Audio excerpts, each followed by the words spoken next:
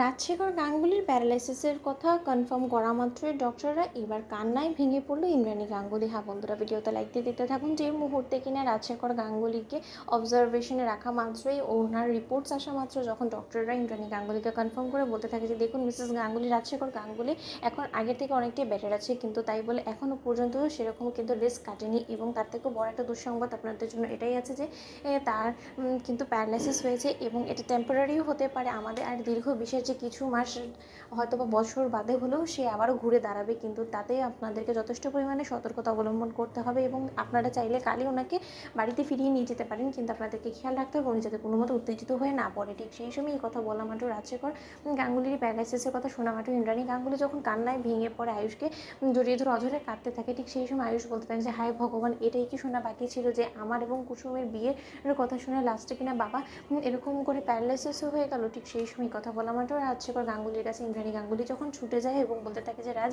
তোমার এই প্যারালাইসিস যত শীঘ্রই সম্ভব আমি দূর করার চেষ্টা করবো, যে কোনো মূল্যেই হোক না কেন। তোমাকে আমি এরকম করে শুয়ে বসে থাকতে দেবো না, আমার চোখের সামনে আমার স্বামীর এরকম অবস্থা থাকবে সেটা আমি কোনোদিনও মেনে নিতে পারবো না। যা কিছু করার প্রয়োজন আমি তোমাকে বড় থেকে বড় ডক্টরের কাছে নিয়ে যাবো, কিন্তু তোমার এই প্যারালাইসিস দূর আমি অবশ্যই করবো, তুমি দেখে নিও, একটু ভরসা রাখো।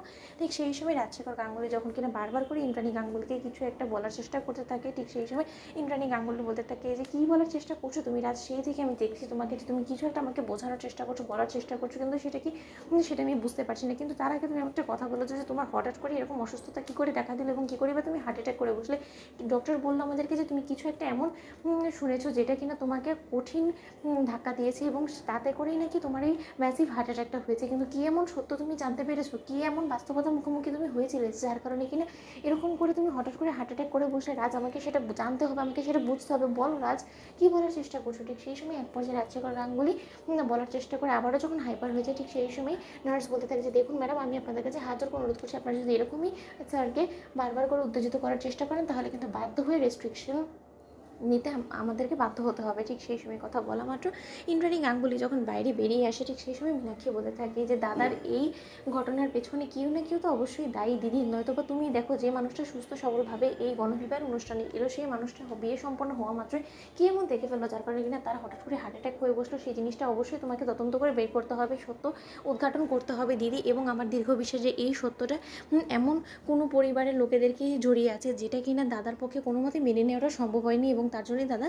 হার্ট অ্যাটাক করেছে। এবং সেটা আমার যতটুকু মনে হয় আন্দাজ করে আমি বলতে পারছি সেটা আয়ুষকে ঘিরেই হবে। এবং তোমার এই কথাটা বিশ্বাস করতে হবে, তার কারণ আমি বারবার করে তোমাকে বলছি সেদিন সেই আসরে আয়ুষ এবং কুসুম বিয়ে করেছে এবং সেটাই হয়তো বা দাদা মেনে নিতে পারেনি। তো বন্ধুরা, লাইক এবং শেয়ার করে সাবস্ক্রাইব করুন।